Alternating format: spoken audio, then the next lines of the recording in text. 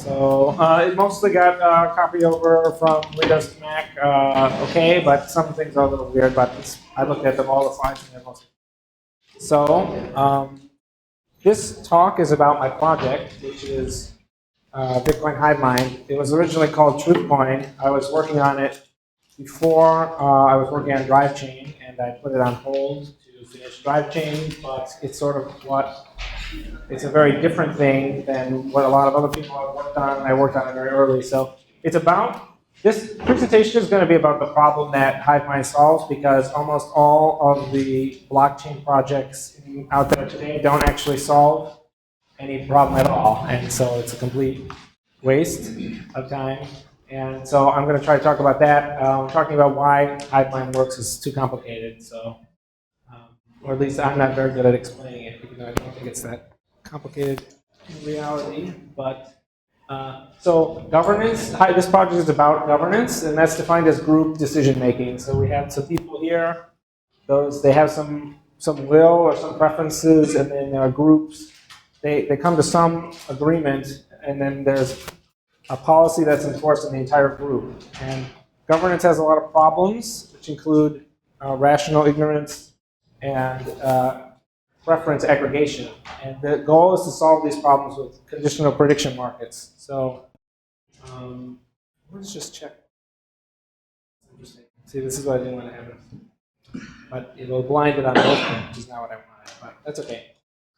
So here's what the talk is going to be about. I'm going to talk. I'm really curious about if I even have to do this first part, because I would like to know. So, could people raise their hands, please, if they consider themselves to be a libertarian? If you're a libertarian, could you please raise it? Okay. Raise your hand if you really just don't care at all about politics, and you just try to avoid talking about it as much as possible. Okay, that's great. The project is really dedicated to those people.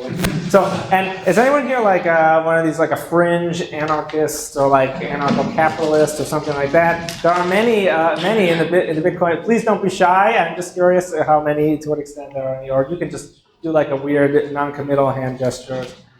So maybe I won't need to go into this a lot, because the first part of the talk is really about that. And unfortunately, what I plan to do is deliver it kind of professor style and just to give a talk, and then I was just going to read this with it blinded out, but when I press the blind thing, it blinds it out on mine too, so I'd have to do it from memory, which I could probably do, but it would not be great. So maybe I won't emphasize that part. But then I'm just going to talk a little bit about how society reacts to problems in general, very quickly. Then I'm going to talk about the governance problem in particular, and then I'm going to talk about prediction markets, which I think is where we'll really get going. And then I'm going to talk about, in particular, these conditional prediction markets that are on the blockchain as the solution to this problem. And then just 2 or 3 slides about, in practice, how to actually get any of this done in the real world, which is the goal. The goal is to use this project to basically fix the US Congress. So it's a very big project. But before that, you do often run into people who say that there's a sort of total moral objection to governance existing at all. And they say, I don't want to have any decision forced on me, and I didn't sign any social contract or whatever. And these people believe that every individual should have a pure veto on everything, or rather that consent can never be estimated. But I think since there's not a lot of people, and this is a room full of more practical people, I might be able to skip all this, which is great because it's a lot of text. I think what I'll do is I'll come back to it at the end if anyone cares. So I do talk a little bit about, I will say one thing. We do have one example of where governance is very clearly useful, which is we had the ozone layer that we tore a hole into in the 1980s, and then everyone met in Montreal and agreed to replace the CFC gases in refrigerators with something else, and that reversed the destruction. But there were already, if I'm remembering correctly, there were already animals dying and people getting skin cancer in Chile, and other places as a result of the ozone layer. It was this very rapid problem.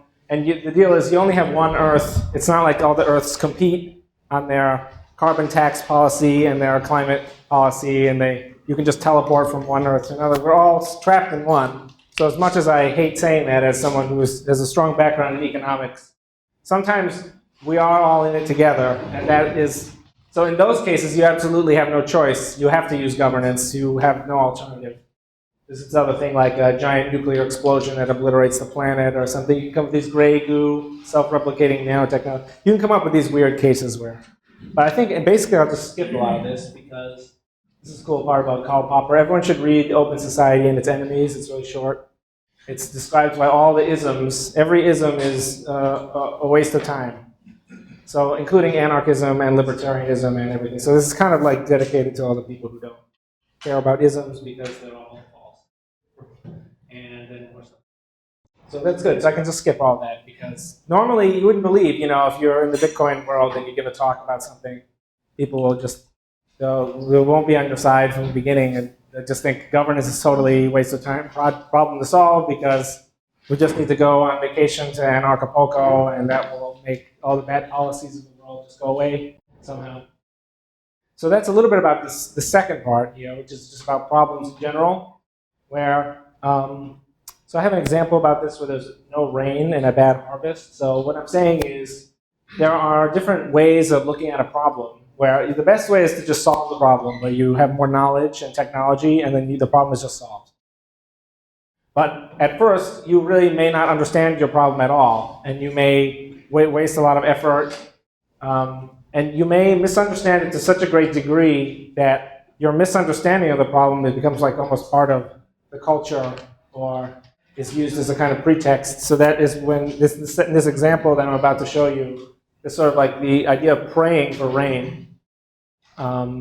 Culture may eventually rely on these false solutions because that's just what people have always done, and anyone who does something different sort of looks strange.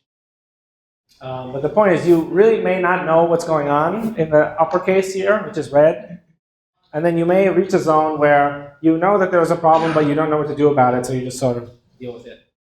But then finally, you do know what to do about it, and then you feel like an idiot for all those other things that you were doing before. So if there's bad rain, you can either pray, where you're not doing anything to get more water to the plants. You think the problem is not water. You think it's just the problem of you not behaving the right way or not praying enough or something. And people use the false solution as an opportunity for socialization. So I think that that summarizes most of politics, really, that no one is trying to get anything done. If you are a Democrat, you just want to show people how much you care about the poor and minorities. And if you are a Republican, you just want to show people how much you care about kind of like grit or duty or something like that.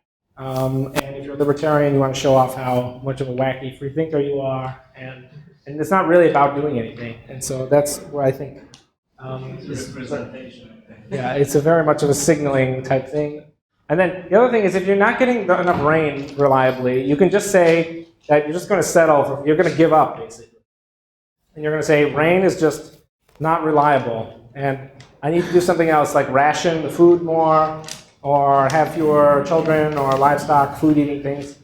And maybe I can go hunting instead, or whatever. I can plant more seeds to overcompensate for the eventual loss, which is like you could just work harder. But in contrast to that, you will eventually feel like an idiot because one day you will discover that you could have done something else that would have just solved your problem. So this is the idea here, that eventually we figured out how to make pipes and water and other things like that. So that's kind of like where this is going, where, I mean, I love Ron Paul a lot, but it's not practical to vote for someone who can't win in a first-past-the-post democracy. So the question is, why do you do it? Just to express outrage or other things? So, with respect to the problem of governance, which is what this talk is about, you have these three kind of modes here, and I see just kind of vague complaining as the prayer case up in the top, and I see the sort of cypherpunks and like encrypted email and Bitcoin as this middle case where you say, well, governance doesn't really work, so I'm just going to shield myself from all the craziness that's going on. But then I think that you can try to solve the problem with this technology, which is the conditional prediction market, and I'm going to go into a lot of detail about what that is. That's not to say that this is like a better, more likely to succeed project than Bitcoin, or a better, you know, and Bitcoin is obviously a really awesome project, but I'm just trying to say that the the style of approaching the problem is sort of defensive in Bitcoin. It just says that you want to ignore or be immune to all the crazy stuff that is happening in Congress, whereas you would want to maybe take a more active role in the lower part to just make sure that only good things happen. So now that ends part 2. So now, why is governance such a hard problem to solve? Well, if you ask me and some other people, we say that it's something called multi-factor competition, which I'm now going to explain. But first, I'm going to talk about single-factor competition. So let's say you've got $20 and you want to buy some dinner.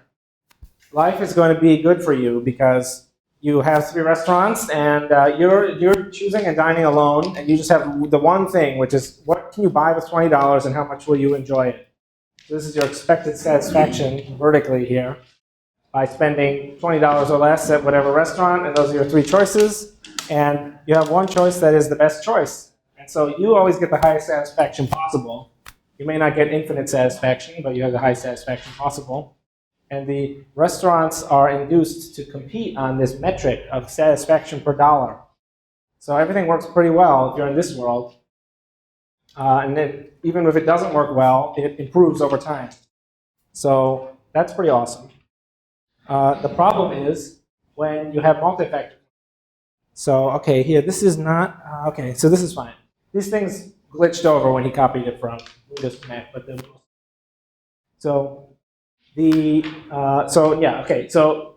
in a multi-factor world, your decision depends on lots of different things at once. So imagine a slightly different situation where many people are choosing to eat somewhere at some restaurant.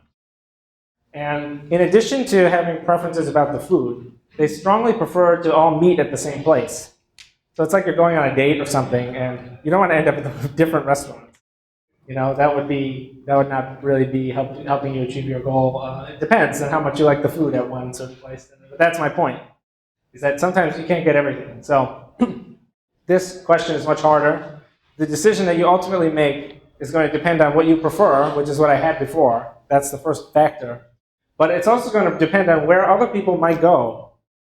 And now you have a giant infinite recursion problem. But basically, where other people go, that is going to be a function of what they prefer. And maybe they prefer the same thing as you, but that's not going to get you out of this mess, because where other people might go is not just a function of what they might prefer, but where they think other people are going. Because they also think that they want to be near where other people are, and so maybe they want to sacrifice where they are eating in order for the sake of having better company or something. So where they think other people might go, well, technically it goes on forever, but in general, it's a function of everyone's collective best guess on where most people currently plan on going, which I'm going to call status quo. So they have some guess that is just a default guess. And it doesn't literally need to be the status quo that happened in the past, but the point is just whatever the state of mind is right now, it's just, that is what it is. And then their state of mind might be changed. So it's a function of the status quo, and since it's the case that time, attention, and communication are not free, in some cases they're very costly. So because of that, it's not only the status quo, but it's also how open to communication or negotiation everyone is. So we have these preferences thing, and then we have just kind of a vague measure of whether or not people are willing to talk about this for hours and hours to discuss the whole time. It's important to keep in mind that the negotiation doesn't really improve the set of options. So although it might bring you to a better option, every minute you spend negotiating is wasted.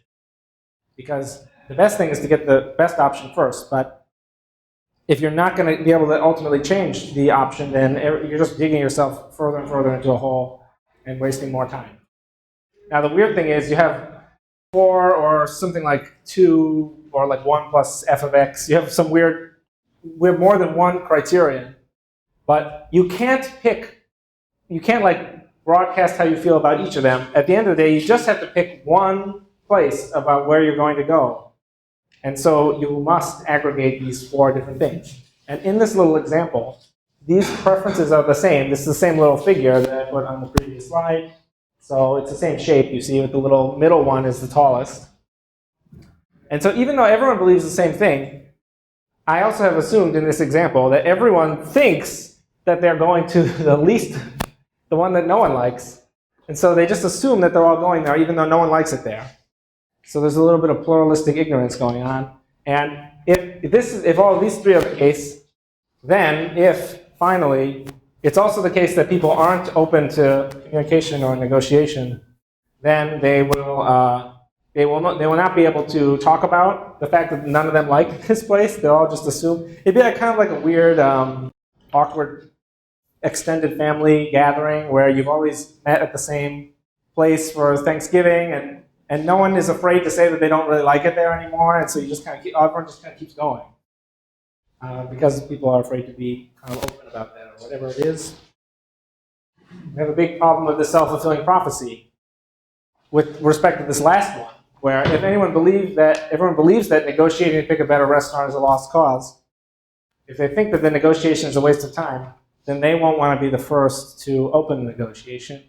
So it's a circular logic, and either everyone will negotiate and then they will make it as best as possible, or really no one will, and it will always stay at the status quo. Negotiation is especially hard when there are lots of people and lots of alternatives, right? Because it's just like geometrically explodes the number of things that people could talk about and who you'd have to talk about them with. It goes on and on and on forever. And so when there's a lot of people, just like in the United States, there's 250 million adults and an infinite number of policies, the prophecy is likely to self-fulfill in the lost cause direction. So that is too bad. So, oh yeah, this is too bad. This is glitched a little bit, but it's okay. That weird thing that I brought up on the last slide is not like some weird fringe thing that I just kind of invented. It's a very common desire to want to stay in sync with other people because that reduces ambiguity, it reduces the need to negotiate for things, and it reduces conflict. And it also gives you network effects and economies of scale. So obviously we have drive on left in Australia. It doesn't really matter whether you prefer driving on the left or driving on the right. It doesn't matter that much. The point is just that you really want to be doing the same thing as everyone else. It's the dominant thing that you would care about in that scenario. Then I had a cool thing here, but the formatting is messed up. But you got to compare the idea of competing, starting a new competitor to Facebook or Craigslist, and you compare that with competing, you start up a new barbershop or something like that. It's a totally different mode of competition. I thought this was so funny I had to put it in. It says why you should stop asking, is Google Plus dead? And I just think that's kind of a funny joke because if you have to ask, right, then it is dead, right? So let's see, yes. So again, you get moral arguments sometimes, so I have to talk about them. But basically, we know that people will put up with Facebook. Facebook changes the format, and then especially they were doing this 5 years ago, they would change the format all the time, and everyone would be like, I hate this format. But everyone puts up with it because the alternative is no Facebook, or number two, an endless and ultimately futile negotiation with unmotivated friends and family to switch to one particular alternative among many, right? So if you're going to leave Facebook, where are you going to go? There's too many potential options. Then the people that you're talking to, they need to then go and convince all of their own friends, who would need to convince their own friends on and on. It's literally impossible. And in the same way, we put up with governments and the question of governance, even though they are incompetent, because the alternative is no property rights, which is like the naive anarchism death spiral. But then the other alternative is some really weird, potentially endless negotiation with a potentially violent, maybe not, but possibly violent transition period. And who knows whether or not what you'll end up with is even better or not.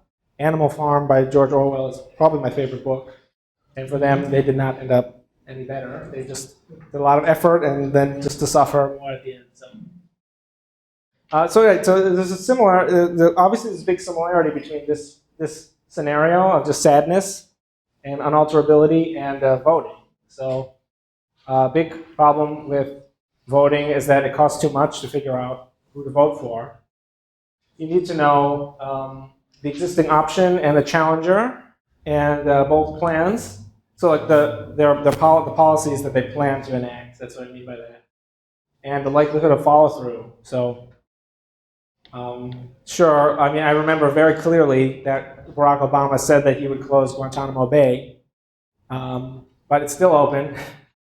So maybe Barack Obama has a plan to close Guantanamo Bay, but he never got around to following through on it. And then you need to know the effect of these plans on you. So if someone has something weird, like a new tax plan or like a healthcare bill or something like that, how are you supposed to know? Like some of these policies are super complicated, and there's no way you can ever know really for sure. Definitely not as much as some specialist would know what effect the policy will have on you. So most people don't even care about any of this at all. So 71% of Americans can't even name their congressional representative. I can't name my own congressional representative, and I will randomly quiz people kind of out of a sort of curiosity. And most people, I've been surprised. My estimation is that more than 29% can. So I don't know, I have some smart friends or something, I guess. Or not. Because the point I'm trying to make is it's totally useless to know this because it can't improve your life at all. So I don't know why people would know, and I don't know myself. But the point is that we're very far away. I mean, you want to know that the name of the person, and you want to know their challenger, and you want to know all the proposed policies and their voting records, and the likelihood of something new happening. And you need to know this not just for one U.S. Congress, but what about the state senators, or let alone like the governor or the mayor or something. So I have a funny story about this, which I think I have a little bit of enough time to tell, which is that I was talking to someone who was literally herself, she was a U.S. congressperson. And I was like, oh, I've got to ask them. I've got to tell them about this funny thing that most people can't name their congressperson. And she told me a really great story. So she's from state A, let's say. I didn't really clear this with her, so I don't want to say anything. But she's from state A, and she was flying from state B to the Capitol in Washington, D.C. And she happened to be sitting next to a bunch of lobbyists on the plane. So she's like, oh, how funny is this? I'm a congressperson. I'm sitting next to lobbyists on the plane. And so they were talking. And the lobbyists they all live in state B, but they were going to the Capitol. They were flying from state B. And so the lobbyists they obviously had these targets for these people that they were going to hit, to try to persuade them to pass various laws or other things. And they knew those guys. I think in one case, they knew them literally down to their shoe size, because they were literally buying them shoes or something absurd like that. And so they knew all this stuff about the Congress people that they were trying to persuade, that they had been paid to persuade. But then she asked them about their own Congress people, the Congress people in state B, and they had no idea who they were. So even lobbyists who are paid to know things about representatives and senators, even they don't know their own. So this idea of the civic duty is kind of a joke on my part. And so the reason is this multifactorness. In particular, there's a lot of things, but in particular, it's electability. So I don't know if anyone here, or how many people here are interested in this super cool thing called Arrow's impossibility result, but he won the Nobel Prize in economics for this. And it demonstrates that you have these things there are four assumptions that are very, very reasonable. They're like more than one voter or something. And if you don't have more than one voter, you're not really voting. And the deterministic, these first two are technicalities. You can't even bring them up. They're so simple. But what he says, of these four things, you can never have all four of them be true at once. And he demonstrated this using some math, which is pretty neat. But the first two are so important that you can't dismiss them at all. It's only the second two where you have to choose one to sacrifice. And it's shocking that in no normal voting scheme where you pick your favorite one and other people pick their favorite one and then you try to choose one winner. No voting scheme can satisfy all four, so you have to sacrifice one of these two. And the first one is you can't hurt an option when everyone ranks it higher. So it's that one, it seems like we might need that one. But the second one is even more ridiculous, which is the irrelevant alternatives really are irrelevant, which is that you can't hurt an option by re-ranking the options below or above it. So if you're trying to vote on Jeb Bush versus Bernie Sanders, and then people they decide they like Hitler more than Stalin or Stalin more than Hitler, that cannot hurt either Sanders or Jeb Bush.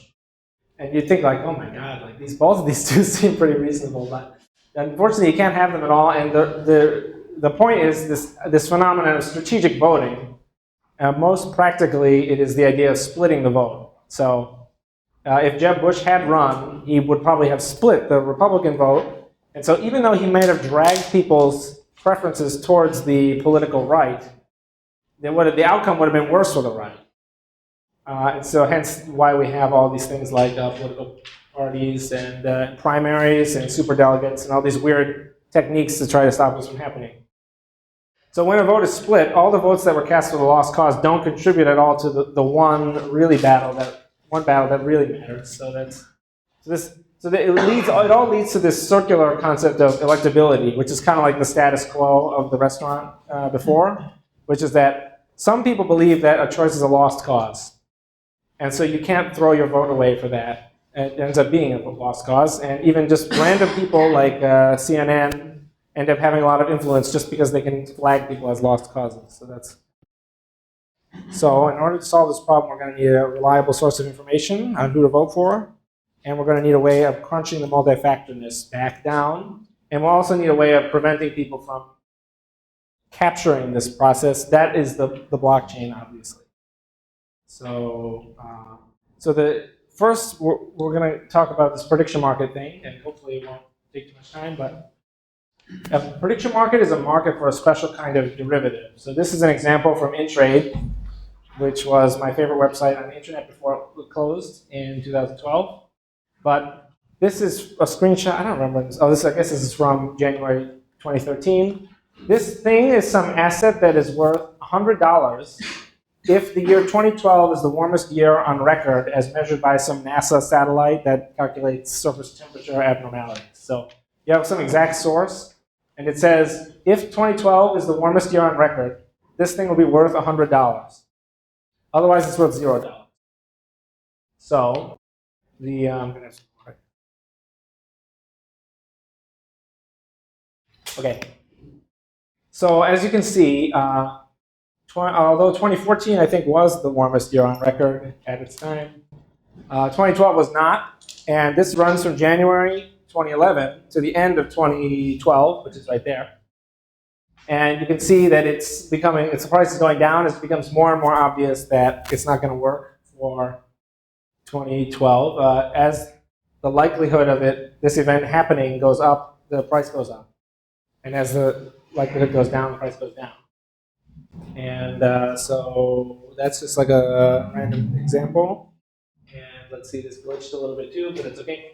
So these are just normal derivatives. So like this is like a binary call option that says I owe $20 to someone who has this only if stock price of some corporation is above $20 a share. The idea of an event derivative or a prediction market, they're the same thing. That's saying like I owe $20 to whoever holds this derivative on some date, only if Hillary Clinton is elected president, right? So I owe $20 if she is, and otherwise I owe nothing. And the idea is that, I think I'm going to skip this. Well, actually, I'm going to explain this part. Yeah, so the price was $40 out of $100 at the beginning of January 2011. So since the price is $40, and the maximum price is worth $100 if it actually happens, that implies that the objective likelihood of the event is 40%.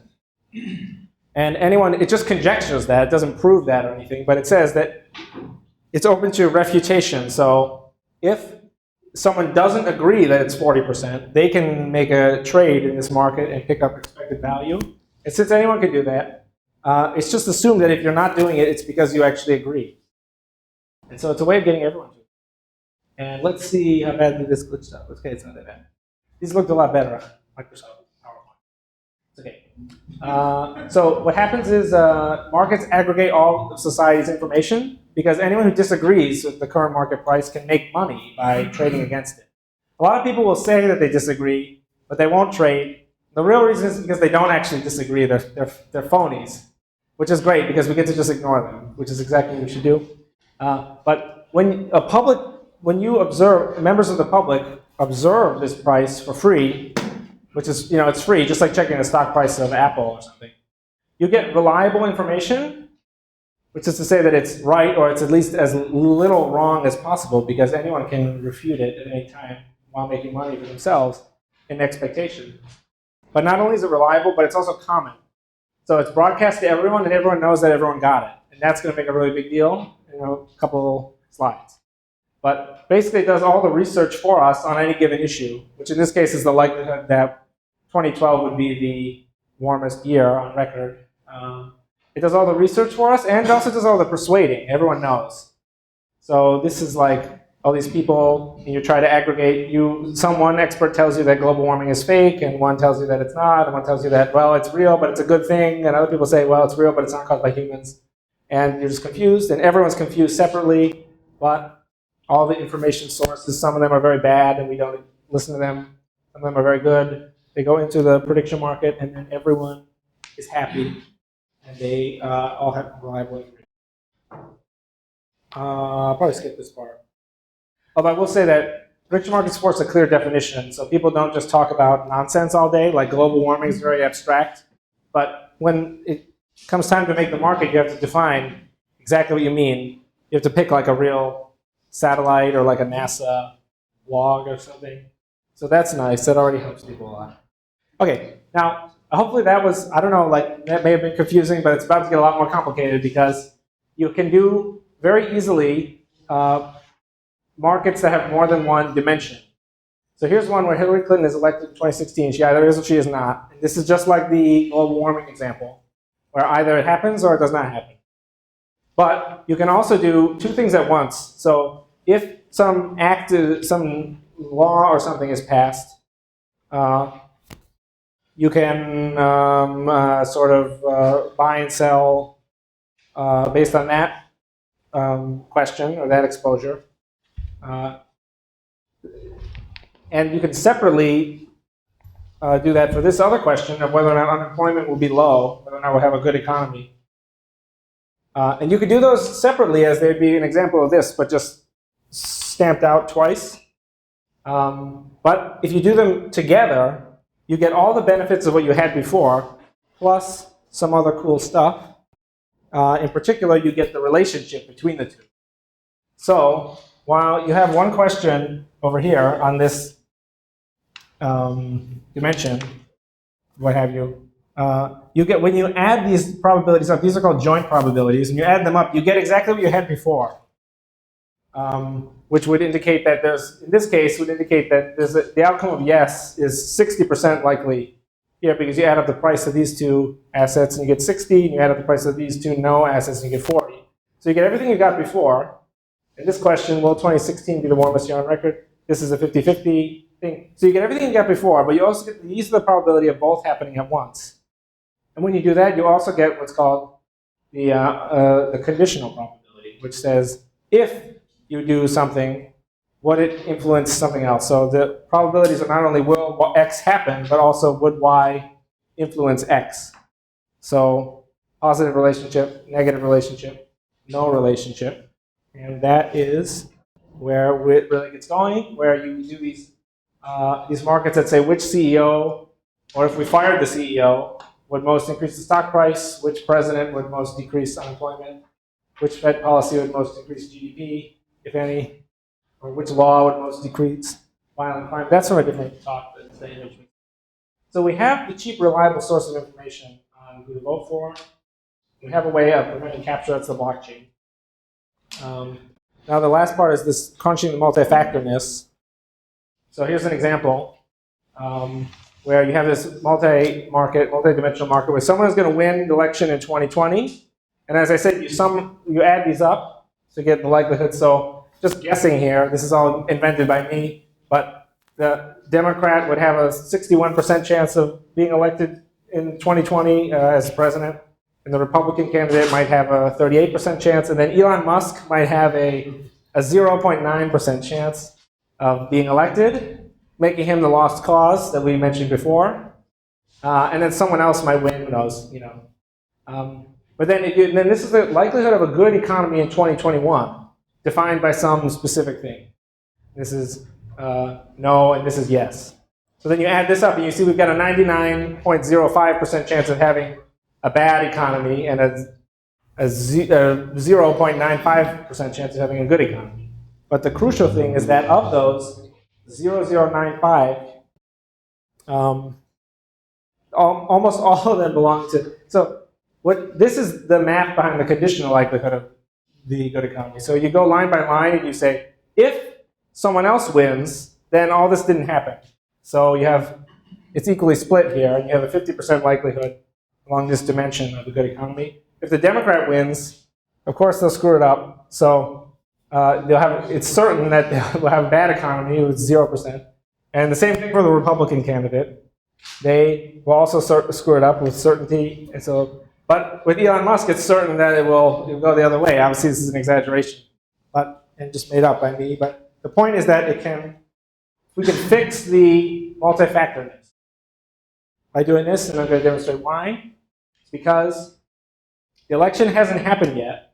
So even though there is a likelihood of winning that may be very small for Elon Musk, these numbers might all validly describe the situation at time equals 1, or time equals whatever. We have here a case where someone is likely to be good for the economy, but unlikely to win. So the election hasn't happened yet. We have these numbers. Everyone knows the election hasn't happened yet, and everyone knows these numbers, because they're the same for everyone, just like the Apple stock price.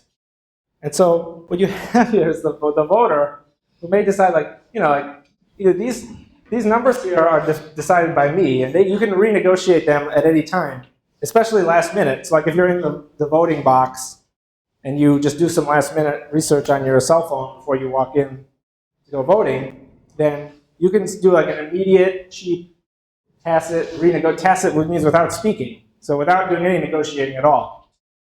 You can do a renegotiation to elect this guy. And it's better for uninformed or angry voters. And the less that people actually know, the better, because they just say, well, I don't know about any of this. I've invested nothing in this process, so I'm just willing to just kind of go with this on a lark. And the less that people interact with manipulative media or campaign ads, the better, because they're not invested emotionally in any candidate. They just show up and they just pick this thing, and we have returned actually to the single factor competition from before. So people just pick whichever one they think is the best on this thing. And now finally, just 2 slides on being practical. How do we really get this going in practice? Well, the idea, I think, is to ramp it up over time by creating the platform and then using it on popular things like sports, just like the Super Bowl, or like, the Oscars or something. And just kind of keep it up over time and just show people how accurate the results are, which they should be maximally accurate. People should be interested in them, or maybe get more interested over time.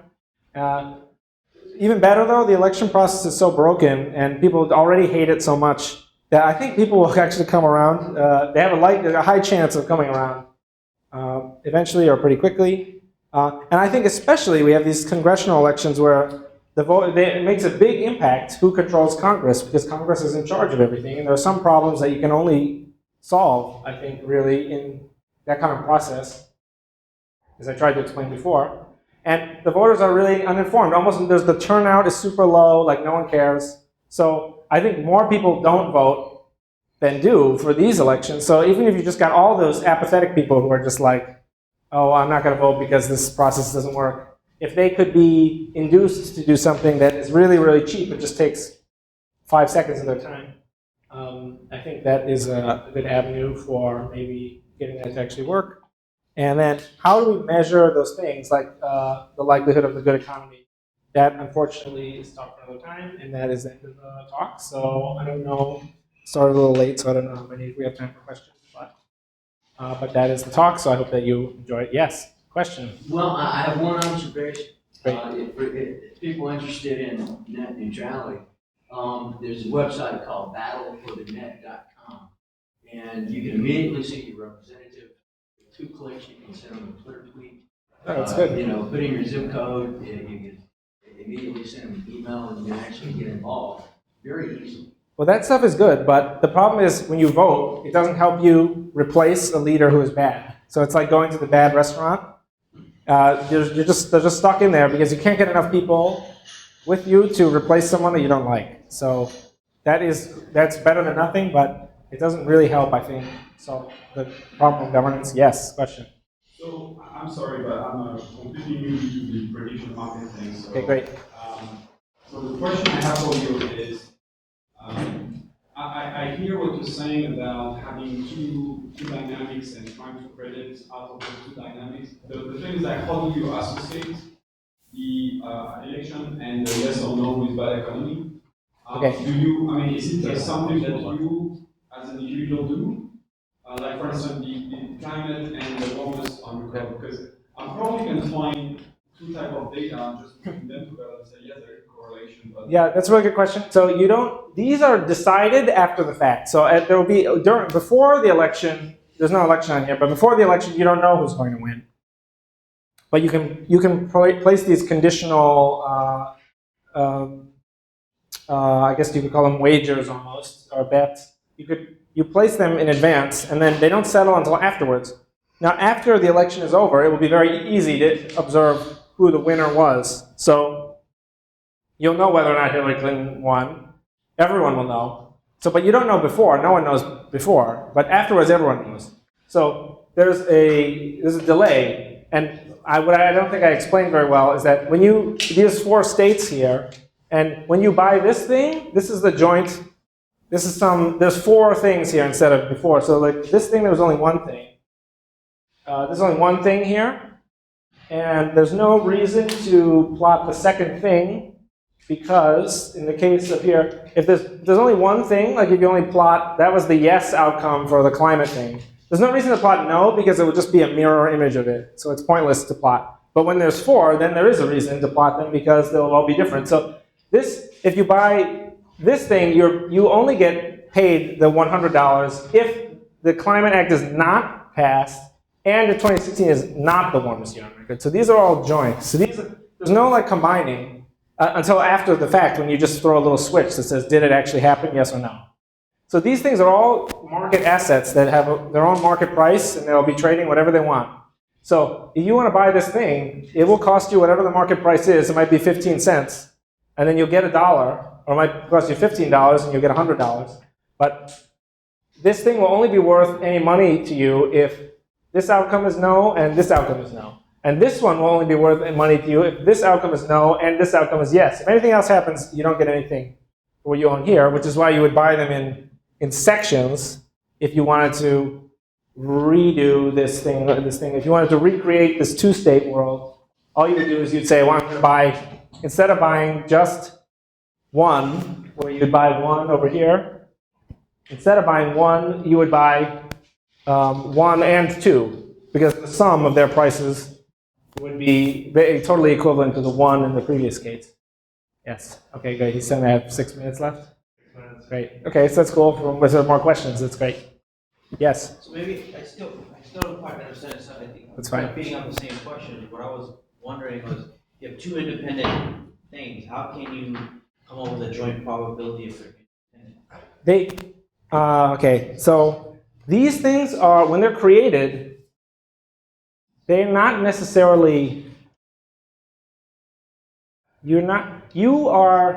They may not be connected at all. In this case, they're not. So they may not actually be connected at all. That doesn't prevent, you could create a market that said something like, I'm going to flip a coin, and I'm going to roll a dice, and if it's less than 3, then it goes this way, and if it's more than 4, or it's 3 or 1, 2, or 3, it's over here, and if it's 4, 5, 6, it's over here, and if it's tails, it's over here, and if it's heads, it's over there. You could still have a market with that. You'd have 4 assets or 4 tokens or something. This one would be worth $1, let's say, only if the dice roll is 1, 2, or 3, 1, 2, or 3, and the coin flip is heads. And if that happens, then this is worth $1, and all these are worth 0. But if the dice roll ends up a 5, and the coin flip is heads, then this one will be worth $1, and the rest will be worth 0. And so it's not really until the end that they are entangled. They're entangled by the structure that you impose here. But there doesn't have to be anything in the real world that actually connects them, other than, of course, the fact that we're all living in the same universe. But, that's a total. Is that just informed by people's belief? That's what you're getting. Absolutely, right. But see, the point is, someone might actually know. Very few people would. Very few people would, but some people might actually know whether or not this act has any effect on the 2016 being the warmest year. Maybe it only has an effect on 2017. Maybe it won't actually have an effect. So someone might know, and that person will trade and try to make some money. And other people will not. They'll be like, well, that doesn't look right to me, but I don't want to trade because I don't know anything about it. And then all of us get to ignore those people, which is exactly what we want. Does that make sense? Does that make more sense? Or? I think so. I gotta think about it a little bit more. Okay. Yeah. But see, each of these are what is this thing right here with the 15. That is now this thing. So this thing is going around to 15, and it can go anywhere from 100 to 0, and it's at 15 right now in this example. And this thing's trading at 15. This thing's trading at 5 cents. So here's the thing: is that almost no one thinks that if the act is passed, no one thinks that both of these things are going to happen at once, because you can get those for pennies on the dollar. So since you can get those for pennies on the dollar, but this one's really expensive. Like imagine if this one cost almost $1. So like no. That would mean almost everyone thinks the act is not going to be passed, and almost everyone thinks that 2016 is going to be the warmest year. Yes, they have a question. So is this what Gnosis is trying to do? Yeah, I know the guys behind Augur and Gnosis, but I have a lot of, I don't think, it is what they are trying to do. But they actually met me in April 2014, and I know a lot about them and their projects, and I've been waiting to be impressed for a long time. And it's actually kind of shocking because I finished a lot of the code for this with another person around 2015, and I just can't believe that some of these other people haven't launched already, because what they did was kind of a fork of our thing. I think if they just rebased off of ours, they could launch, but part of the problem is that Ethereum has lots and lots of other problems that interact with this. So this is why I really want this to be a Bitcoin sidechain. It's a much better home. Ethereum has all these problems with the gas costs and with other smart contracts attacking each other, and just with generally being more unstable and kind of ridiculous, depending on who you ask. So, but yeah, they are similar. I had slides about that, but I didn't. Yes? For most of the prediction markets I've seen, they rely on NASA, let's say, to have the outcome. Sure. Is that something that this project you have sort of trusted? Yes, there is a peer-to-peer Oracle system that I have a bunch of slides about, but it's a little complicated to explain. But that doesn't get around the fact that you need, what the peer-to-peer Oracle system does is it maps information that you could easily find into the blockchain. And so that's already a huge amount of work. So the Oracle that I described, the peer-to-peer Oracle that I described, it only works for things that are very easy to find. So you need it to be as easy as who won the election, Donald Trump or Hillary Clinton. It needs to be like that easy, because the human attention is very scarce and very unreliable. So even those things that are very easy take some human people to map that into the blockchain in a way that does not require trust and holds up strongly to attack or people's computers catching on fire and stuff. So that is what the white paper is really about. It's not about any of this at all. It's about the peer-to-peer Oracle. And there's you can go to bitcoinhivemind.com and you can read about it. And the white paper is still called Truthcoin, and Truthcoin is my Twitter handle, because no one can spell my last name. It's impossible, Polish last name. But I think we're out of time then, right? Yes? You're out of time. Okay, great. Thank you, Paul. Thank you.